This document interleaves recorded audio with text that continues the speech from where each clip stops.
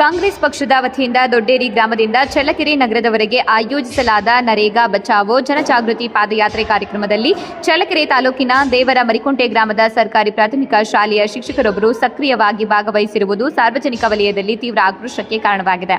ಸರ್ಕಾರಿ ಸೇವೆಯಲ್ಲಿರುವ ಶಿಕ್ಷಕರು ರಾಜಕೀಯ ಪಕ್ಷದ ಕಾರ್ಯಕ್ರಮಗಳಲ್ಲಿ ಭಾಗವಹಿಸುವುದು ನಡಾವಳಿ ಸಂಹಿತೆಗೂ ಸೇವಾ ನಿಯಮಗಳಿಗೂ ವಿರುದ್ಧ ಎಂಬ ಆರೋಪಗಳು ಕೇಳಿಬರುತ್ತಿವೆ. ಶಾಲಾ ಮಕ್ಕಳಿಗೆ ಪಾಠ ಕಲಿಸಬೇಕಾದ ಶಿಕ್ಷಕರು ರಾಜಕೀಯ ವೇದಿಕೆಯಲ್ಲಿ ಕಾಣಿಸಿಕೊಳ್ಳುವುದು ಶಿಕ್ಷಣ ವ್ಯವಸ್ಥೆಯ ಮೇಲಿನ ನಂಬಿಕೆಗೆ ಧಕ್ಕೆಯಾಗುತ್ತದೆ ಎಂದು ಸಾರ್ವಜನಿಕರು ಆಕ್ಷೇಪ ವ್ಯಕ್ತಪಡಿಸಿದ್ದಾರೆ.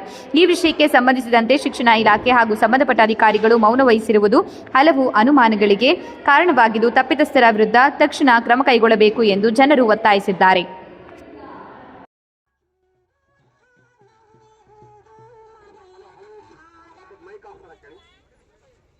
ಎಲ್ಲರಿಗೂ ನಮಸ್ಕಾರಗಳು.